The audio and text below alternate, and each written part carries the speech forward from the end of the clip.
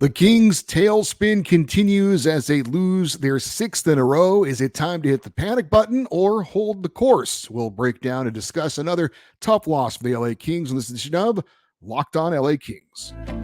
You are Locked On Kings, your daily podcast on the Los Angeles Kings, part of the Locked On Podcast Network, your team every day.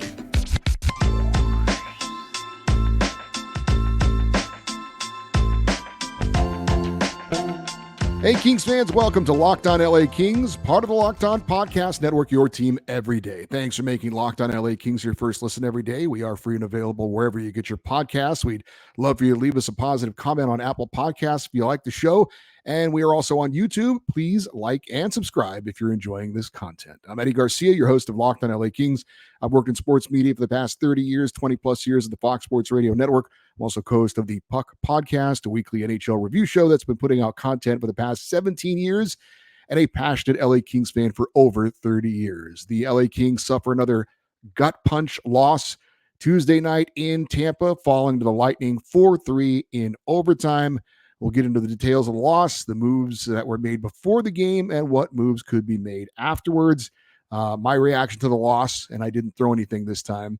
But if you missed the game, time for a quick recap. After a scoreless and relatively evenly played first period, the Kings would strike first with Phillip Danault scoring a goal about halfway through the second period. His 8th of the season, assists from Jordan Spence and Trevor Moore. LA would extend the lead about 3 minutes later on a goal from defenseman Matt Roy, Kevin Fiala, and Trevor Moore with the helpers on that one. And LA had a 2-0 lead going into the final period. And that was the score about midway through that third period, when Tampa would finally get on the board to make it 2-1, then tie up the game at 2-2 about 3 minutes later. We would eventually head to overtime. About 2 minutes in to sudden death, Tampa Bay would score and pull out a 3-2 victory. Kings fall to 20, 10, and 7 on the year, and their season-high losing streak continues. It's now at 6 in a row. Kings are 0-1-1 on their current 6-game, 10-day road trip, and they fall to 13, 3-2 overall away from home. Let's check the game stats in this one. The Kings losing 3-2. Shots on goal favored Tampa Bay. One of the rare games this year that LA was actually outshot 29-22. Tampa Bay with the advantage in shots. Power plays, Tampa Bay was 0 for 2, LA 0 for 1. Talk more about that in a little bit. Face-offs were identical, 22 apiece. Block shots heavily favored the LA Kings 24-10 in this one. I think that is an important stat. We'll tell you why in a bit. And as far as the hits go, a rare game where the Kings out-hit an opponent. 35 hits for the Kings. I got to believe if that's not a season high, it's darn close. I don't recall them having over 30 hits in a game before. 35 hits, though, for the Kings, 26 hits for Tampa Bay. Now, we also had a projected lineup going into the game, if you watch that on Tuesday's show, and it's actually turned out to be a little bit different than what we actually saw.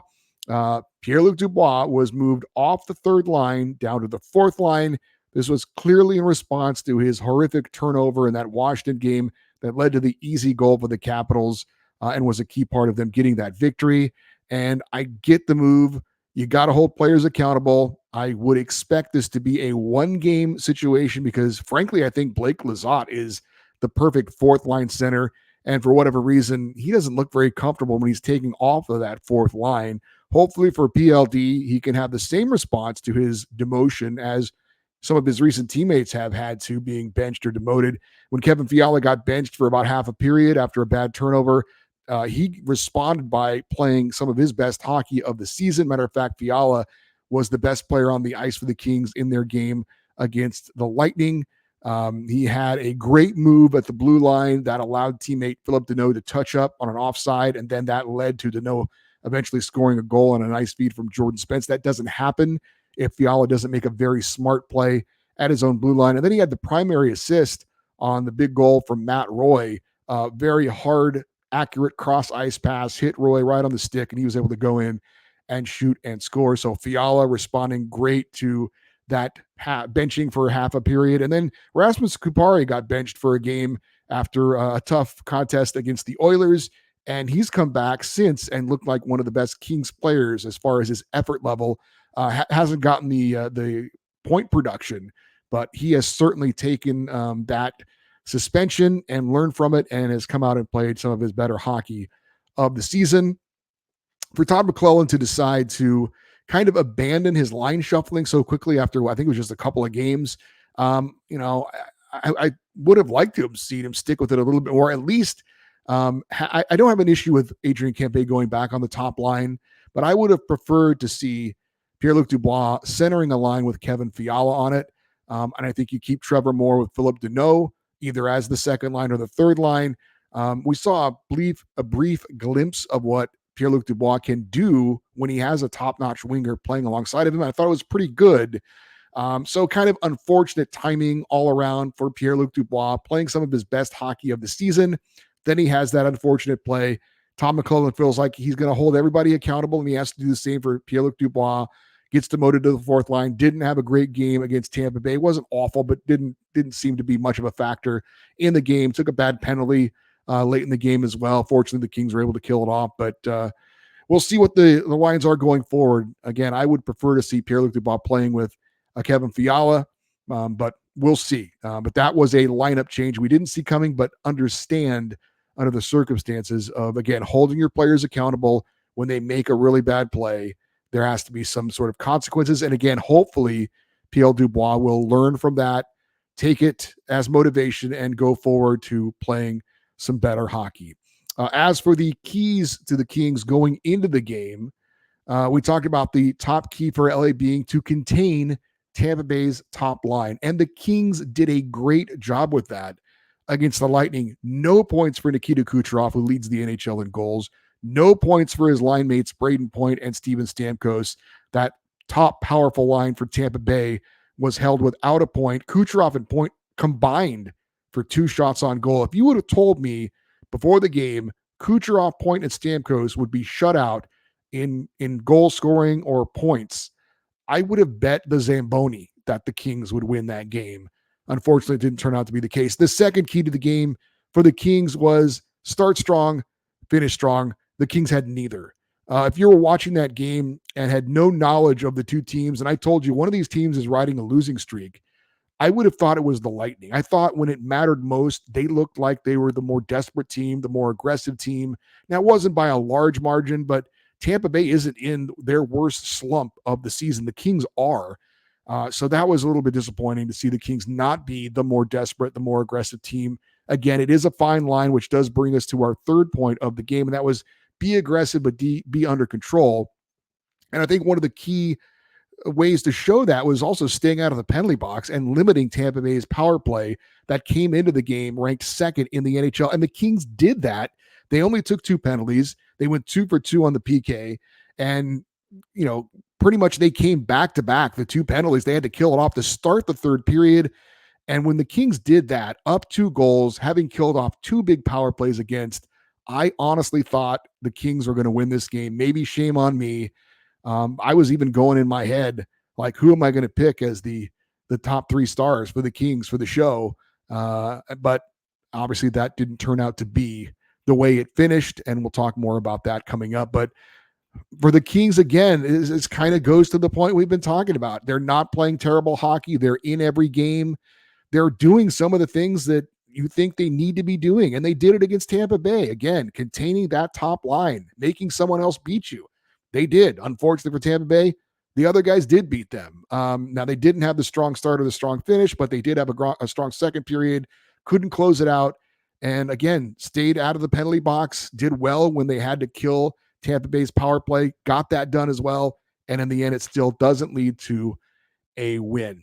As for what head coach Todd McLuhan had to say after this game, he said a couple of critical mistakes, and all of a sudden, the game's in overtime. The difference between winning and losing, we talked about it before the game. It was just a sliver of a moment or a play, and we're still finding ourselves on the wrong side. I thought we played a better game tonight than we did in Washington, so maybe we're working our way out of it, end quote. And that was, again, Kings head coach Todd McLuhan. I don't know if I agree that the Kings played a better game than they did against the Capitals. It was kind of a bit of more of the same to me. I mean, at least the Kings did get a point out of this one. I do agree that it has been, kind of the same thing, not terrible, but not good enough. Seems like the Kings are having a crisis of confidence right now, which is a bit surprising because this isn't a young team. It's also a team that showed earlier in the season that it could be as good as any team in the NHL. The fact that they're a team that looks like they're waiting for something bad to happen. Or maybe better put, once something does bad happen, that they know they can't stop it. It is surprising right now for the LA Kings, but it's what they've found themselves in at the moment. We'll talk about quickly what we liked and what we didn't like, and maybe an argument for the Kings staying the course. We'll talk about that more here on Locked On LA Kings, your team every day. Hey, snap into action this NFL season with FanDuel, America's #1 sportsbook. Right now, new customers get $200 in bonus bets guaranteed when you place a $5 bet. That is $200 in bonus bets, win or lose. And if you've been thinking about joining FanDuel, there is no better time to get in on the action than right now. The app is super easy to use. There's a wide range of betting options, including spreads, player props, over-unders, and more. Obviously, if you're a football fan, you like betting on the NFL. A lot of people do, but you can bet on the NHL as well.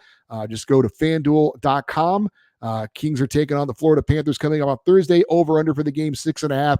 Want to place a bet on the Kings to win? Think the game will have more or less than 6.5 goals? Visit FanDuel.com/lockedon and bet all season long on the NHL and the NFL as well. FanDuel, the official partner of the NFL. All right, let's get to what we liked and didn't like quickly about the Kings' latest game. Talked a little bit about it already, but what we liked, the Kings defended Tampa Bay's top stars about as well as you can. Shut them out. No points for their top players. And Tampa Bay's got a great power play, and the Kings did a great job of killing off the 2 power plays against.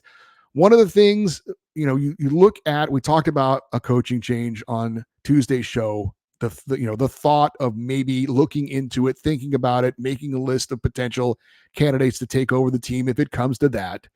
But one of the reasons why I'm a little bit against that thinking at the moment is that the Kings I don't think they've tuned out Todd McLuhan. I think they're still putting in the effort. You know when you've seen a team quit on their head coach. I've talked about it. My wife is an LA Chargers fan.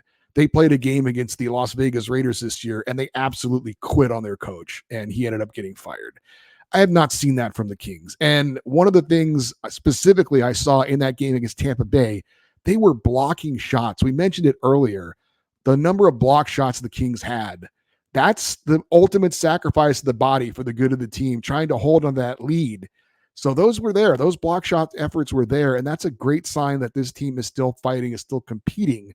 But unfortunately, the little things are coming back to bite them. And I will say this, Todd McLuhan, you can criticize him for some things. One thing you can't criticize him on is he knows when to challenge calls. And there was another one in this game. Tampa Bay had a goal taken off the board, or otherwise they might have won the game in regulation.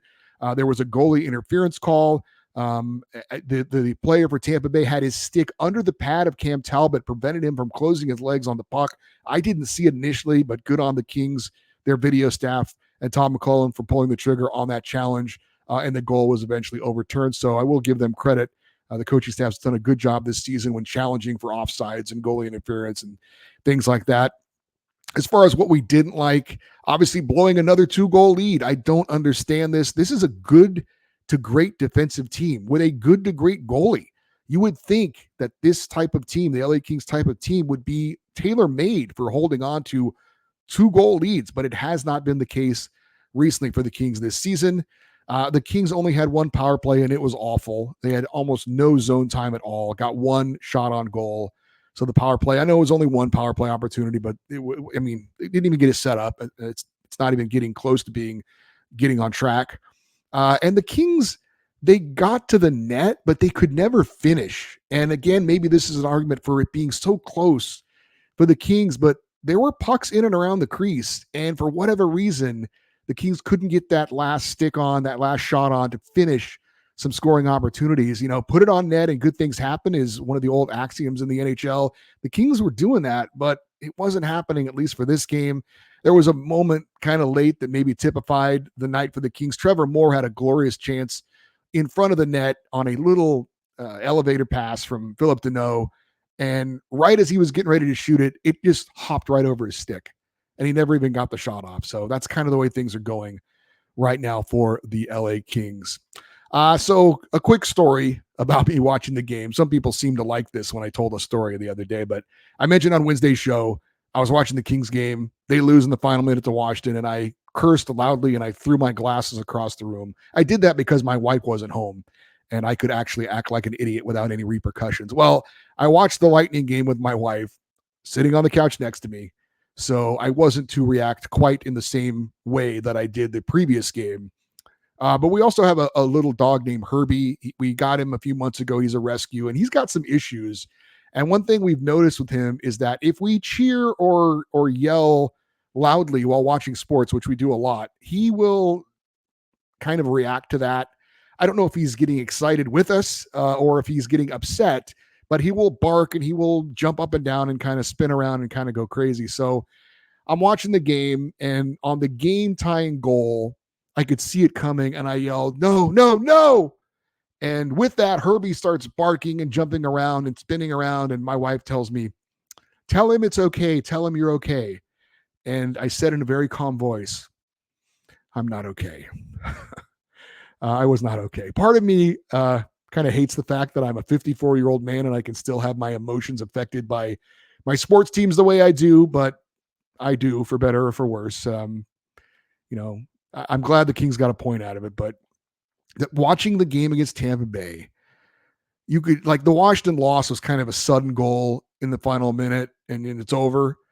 This one, you could just feel it slipping away, and you could just feel that as the Lightning were kind of surging late, that the Kings weren't going to have any kind of a response to it. At least that's the way it felt, and it's a tough feeling.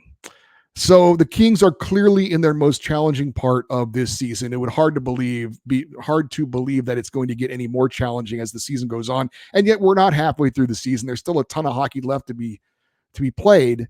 I talked about making a coaching change on Tuesday's show, or at least considering it, and talking about some coaching candidates that may be out there. If you missed that show, go back and check that out if you're interested. So that's hitting the panic button, right? That's a big move you don't want to make. Firing a coach. Sometimes, though, you're backed into a corner and you feel like you have to do it. Like I said, though, I don't feel the Kings have quit on Todd McLuhan, and that's why I'm leaning towards, at the moment, not looking to make a coaching change. I know others don't agree with that. But look, the Kings are in a very competitive division. Teams like the Oilers and the Kraken are on hot streaks. Edmonton's won 8 in a row. Seattle's won 7 in a row. They're moving into wild card contention. Matter of fact, Edmonton's now in one of the wild card spots. So the Kings, this kind of cushion that they've created by what they've done earlier in the year, specifically on the road, they're starting to lose that now. And those teams are, as they say in the rearview mirror or the side mirror, that the objects are closer than they appear. They're coming up fast. And the next thing you know, if you're not careful, the Kings are not, competing for one of the top 3 spots. They're competing for a wild card spot. So you've got to be thinking ahead of the curve. You can't wait and react after it may be too late. And again, though, there's still a lot of time left. So what's the flip side of that coin, though? What is the argument for the Kings staying the course? Well, in these Kings 6 straight losses, 5 of them have been by 1 goal. 1 was in a shootout, 1 was in overtime. So the Kings they're not getting killed here. Again, it's little things here and there that are coming back to bite them in big ways. But they've played tough competition. They're playing tough. It's not going to get any easier going forward, though. The Kings' next opponent, Florida, is riding an 8-game winning streak. They're playing back-to-back games to close out this trip against 2 very good teams in Carolina and Dallas. So it's not going to get any easier. The competition is tough. But the Kings have proven earlier this season that they can be one of the better teams in the NHL. Those wins that they racked up earlier, they were not fluke wins. And it's with the same group of players. It's not like the Kings have been hit by a rash of injuries and now they're screwed. One of the things I do love about sports, every season, it's like a story, right? And there are certain chapters of the story. There are the highs, there are the lows. Some heroes emerge. Sometimes there's goats. Sometimes things happen that you never see coming, like the start of a road winning streak that made history for the LA Kings. Certainly did not see that coming. And that's a certain chapter of this season for the Kings. But My hope is, and I know I'm an optimistic guy, I'm a glasses half full guy, but my hope is that the Kings themselves can find their way out of this slump, fight their way through it with the group they have, not have to make a coaching change, and in the end, be a better team because of it. You go through adverse times, you fight your way out of it, and then you get your way through it, and you're a better team. Hopefully, that's the case for the Kings right now. But there's no doubt right now the Kings are in their toughest challenge of this NHL season to date. We do have some Kings news and notes coming up. We got a Kings player being named to an all-star team, and also some good news on a King returning sometime in the near future. That and more here on Locked On LA Kings, your team every day. All great athletes have one thing in common. They take care of their bodies, and it's a huge part that starts with optimizing whole body health. A lot of them also drink AG1 with every daily serving. You are set up for success with 75 high quality ingredients that give you key nutrients and support energy, focus, strength, and clarity. It is a micro habit that delivers macro benefits and helps everybody to take great care of their health every day. You just mix one small scoop in a cup of water, drink it first thing in the morning, done. It also costs you less than $3 a day, which is pretty good if you ask me.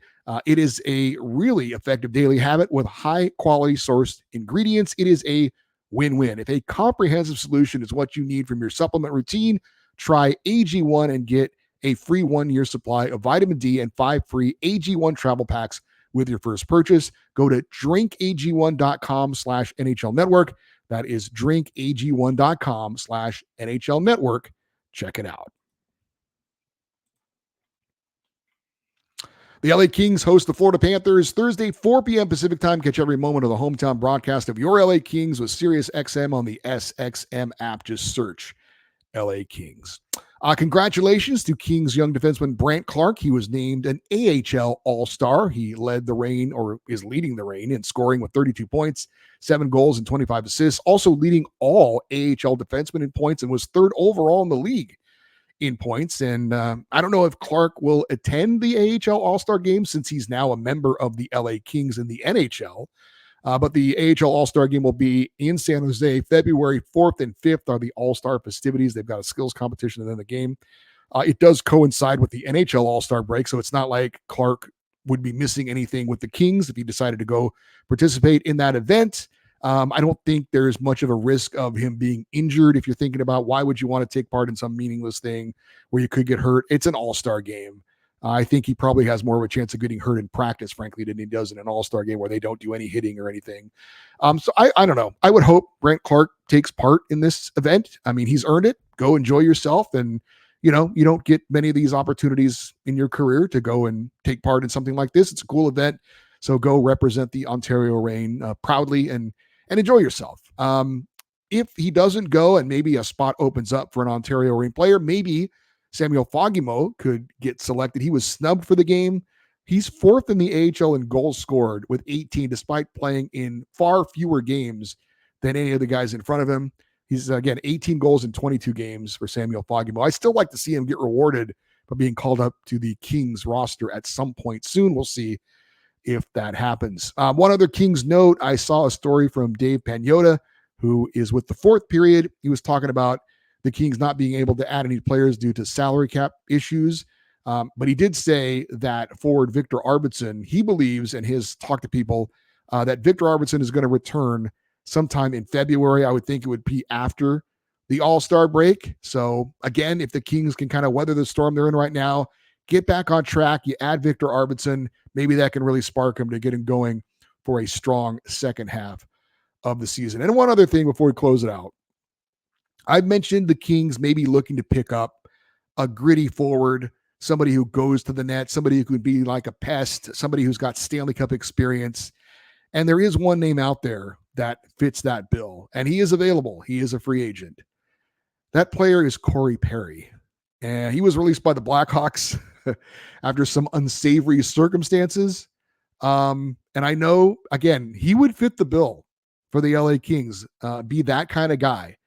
Again, gritty, goes to the net, is a pest, has won Stanley Cups, but I can't go there with Corey Perry. I just can't. I hated him so much when he was on the Ducks that I just can't imagine Corey Perry in a Kings uniform. It actually makes me have a bad taste in my mouth just thinking about it. So I know that he's out there. I know that, again, he would be that kind of a player I think the Kings could use, but I just cannot go there as a Kings fan with Corey Perry. For you everydayers, those of you that listen and watch Locked On LA Kings every day, Thursday show is going to be a recap, actually a preview, of the Kings-Panthers game. Tell you what you need to know going into that matchup. Of course, on Friday, we'll recap that game. Hopefully the Kings win, and then have our usual Kings fan feedback show as well. Get your thoughts on everything going on with the LA Kings right now. The email address is lockedoneddie@gmail.com, EDDIE. We'd love for you to stay interactive with the show, following us on X, Twitter, and Instagram. We're at Locked On LA Kings. That is going to do it for today's show. I'm Eddie Garcia. Thank you so much for listening and watching this episode of Locked On LA Kings, part of the Locked On Podcast Network, your team every day. Have a great rest of your day. We'll talk to you on Thursday. And as always, go Kings, go.